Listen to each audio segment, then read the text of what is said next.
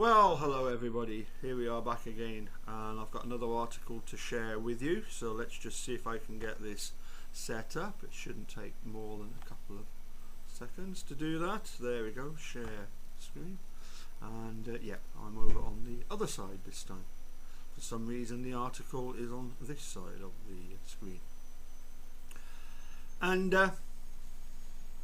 it's always obviously a case of Steve, as we discovered in the previous article. He lost his wife, he's lost contact with his kids. It was even suggested he might even start losing some of his mind, start coming out with bizarre things, which quite possibly is the case. And of course it's often pointed out that the first 6 years of that 18 years that he did was in fact for the attack on Sandra Morris, driving her off the road and pointing a gun at her. However, much as the guilters would like us to believe that this proves what an evil person Stephen Avery is, it must be remembered that this 1985 wrongful conviction didn't just affect Stephen, it affected a lot of other people, because they went for Stephen Avery knowing full well that it was Gregory Allen, and knowing full well in 1995-96 that they definitely got the wrong person. Penny Bernstein herself, saying to the sheriff, "Are you sure you've got the right person?" Anyway, let's have a look at this article, because it's important to remember. It's important to get the thinking of the sheriff's department here. So this is from the USA Today Network, Wisconsin, by Doug Schneider. While Steve sat in prison for the 1985 rape he didn't commit, the real rapist remained free, and police say he likely committed multiple attacks on women in the Green Bay area.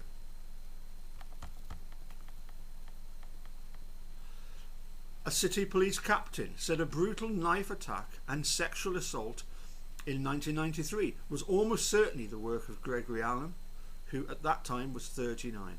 DNA tests would ultimately link Gregory Allen to the attack that sent Steve to prison for 18 years.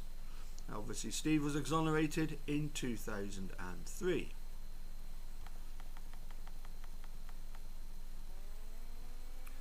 The 1993 rape on South Platten Street was almost identical to the 1995 assault for which Allen was sent to prison. Captain Jim Runge said the rapist entered the home on Green Bay's west side through a window in the middle of the night, terrorizing his victim and threatening harm if she looked at his face or called for help. Police records show Allen lived on the South Fisk Street at the time, just blocks from the woman's home. Investigators concluded that the suspect who attacked the Platten Street victim was Gregory Allen, Runge said this week.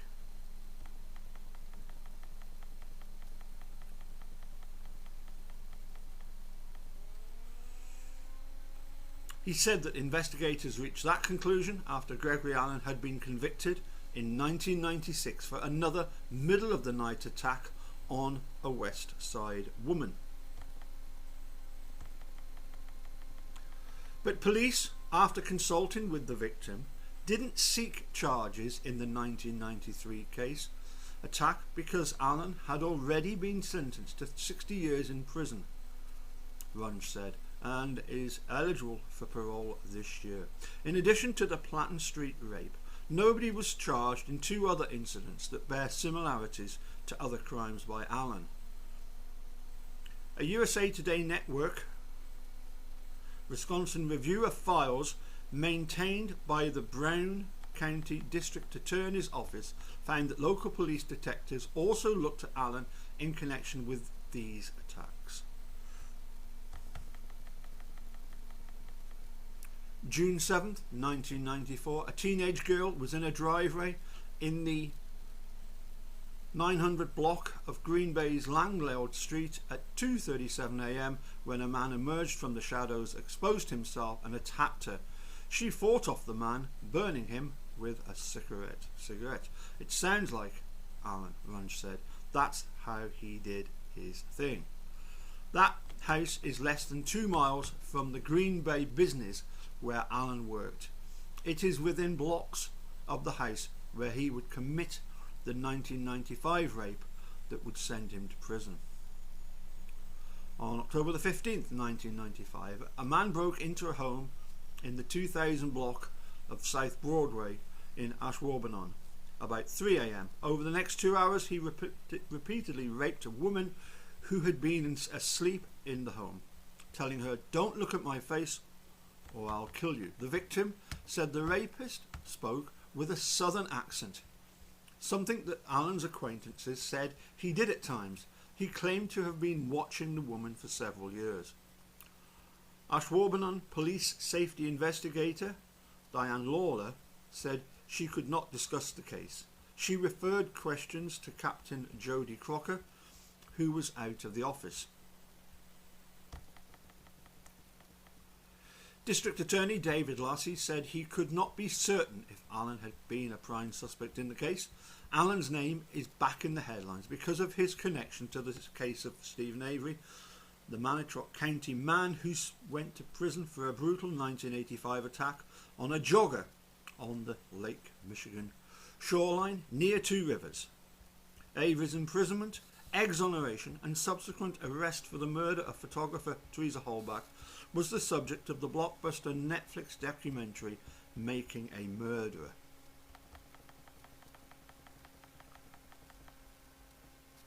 A key element of the documentary is that Manitowoc County Sheriff's Department officials apparently ignored information that a criminal suspect had told police he had committed an assault in Manitowoc County, but someone else was in jail for it. The information in a 1995 phone call from a detective in Brown County referred to the Avery conviction. The suspect was likely Gregory Allen. The file at the DA's office does not make reference to that call. Manitowoc County Sheriff Sergeant Andrew Colburn briefly documented it, but not until September of 2003, the day after Steve was released from prison for the 1985 rape for which Allen avoided prosecution. Colburn wrote that he gave the caller the telephone number of a Manitowoc County detective and might have tried to transfer the call. Other hints that Allen might have been a suspect were ignored. According to Penny Bernstein, the survivor of the attack, Bernstein, who identified Steve as her attacker from a photo lineup that did not include a picture of Allen, has since become a vocal advocate for legislation designed to prevent wrongful convictions. USA Today Network Wisconsin attempted to contact Penny through her attorney, but she did not respond. But in an essay published in January by the Marshall Project, a non-profit group that studies the criminal justice system, Penny wrote that Manitowoc police called her a few weeks after the attack and said they had another suspect in mind.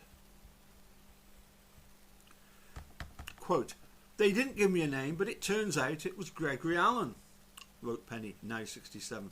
"I hung up and I called Tom Koshurik and said, 'What's this about another suspect?' I was told, 'Do not talk to the police department, it will only confuse you.'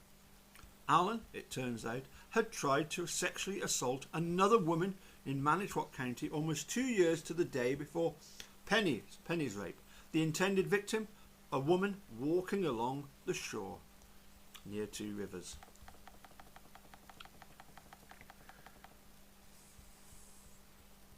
By the time DNA evidence collected from the Penny assault implicated Allen in 2003, it was too late to charge him.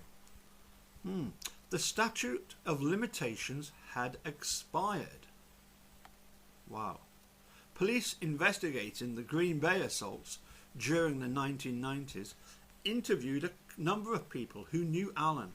An ex-girlfriend, a co-worker who had paid Allen $50 per week to share an apartment, a South Wisconsin prison inmate who knew Allen from when they were both imprisoned at Sangamon Powers Correctional Center in Outagamie County.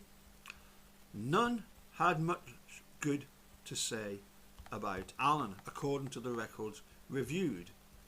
Friends and acquaintances describe him as a heavy drug user with a voracious appetite for crack cocaine. A girlfriend of one of Allen's friends described him as a power hitter, which is apparently someone who would smoke as much of the powdered cocaine as he could get his hands on. "This is a really bad man," said Runge. Police, following him once he was under suspicion for the 1995 rape, painted a picture of someone who might have been hunting for other victims, but whose behaviour appeared somewhat paranoid. A Green Bay detective's report describes trying to follow Allen's car through the west side of Green Bay late at night as Allen alternately sped up and slowed down, sometimes driving with his headlights off. And records show that police at some point believed Allen was involved in the killing of a teenage girl in North Carolina. Media accounts published online say Donna Marie Emmel, 15, was last seen leaving an arcade in Newport, a town of about 4,500 near the Atlantic Ocean, on a June day in 75. She was found a day later in the woods near her house, dead from strangulation. Police say Allen lived in North Carolina in the mid-70s. State prison records show he was sentenced in 1976 to 18 to 24 months for felony narcotics possession, and after 364 days he was released. Records from Brown County indicate that police here questioned Allen about his potential involvement in the girl's killing, but that he was uncooperative. Police in Newport did not return a telephone message. The June 27, 1995 attack, for which Allen was ultimately imprisoned, bore similarities to some of the others in which he was suspected. Entry through a window, threats of violence, a petite victim in her mid-30s attacked as she slept, a sexual assault, an escape into the darkness. 4 months after the crime and after the Oshwaubenon rape, Green Bay detectives had pieced together enough evidence to charge him with five felonies. On July 22, 1996, almost exactly 11 years after the Two Rivers rape, for which Avery wrongfully was convicted, a Brown County jury convicted Allen of the 3 most serious charges. Judge William Atkinson sentenced him to 60 years in prison. 40 years for kidnapping, 10 for second-degree sexual assault, another 10 for burglary.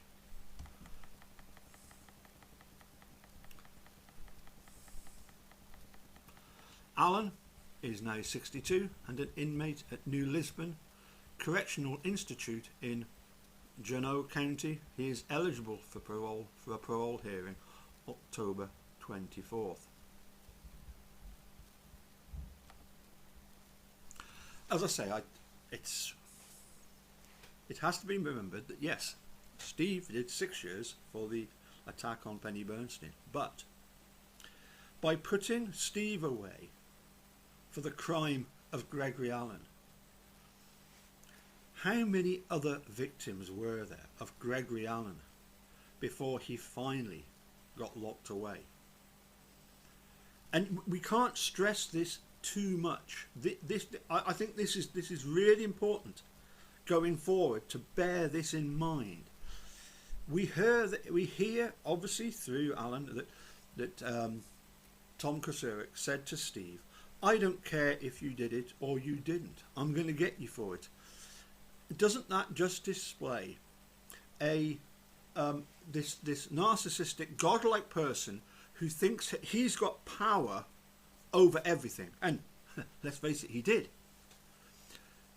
But it shows this: I don't care about you or anybody else. There is a complete disregard for the welfare of the common citizen.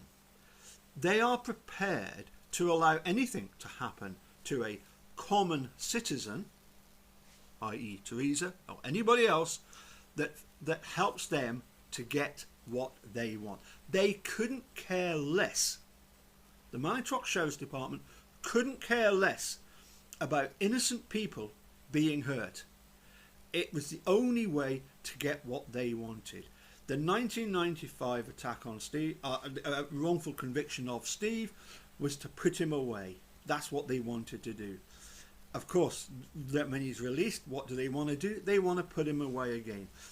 It's pretty clear that even if the Sheriff's Department were not the ones that actually attacked Teresa Halbach, they definitely couldn't care less about the fact that a photographer got killed in the prosecution of getting Stephen Avery back in prison in order to save themselves.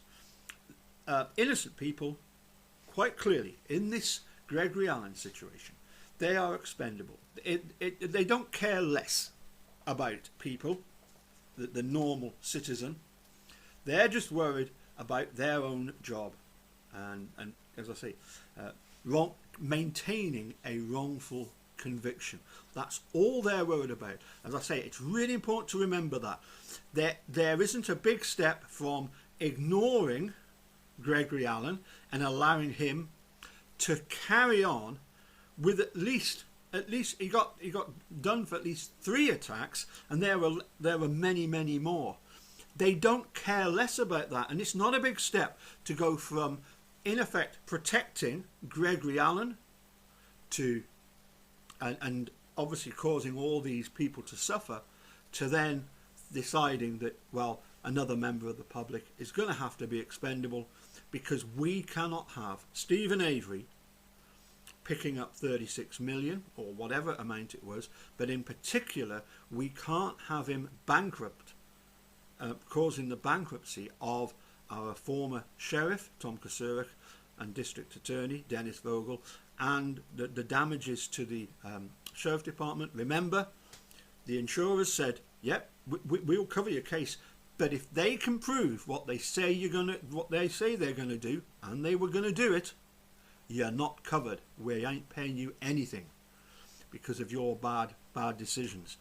Bad decisions, evil decisions. Yeah, and you've got cogs lower down, but yeah, I think it's quite clear that there is this culture of, it doesn't matter. The end justifies the means as far as the Sheriff's Department is concerned. They couldn't care less about Teresa Halbach. They couldn't care less about the women that Gregory Allen attacked and that Steve was in prison for attacking Penny. They couldn't care. These people are expendable. They are a level above the rest of us. They can do what the hell they like because they are the law. Anyway, we'll catch you soon with another one. Bye for now.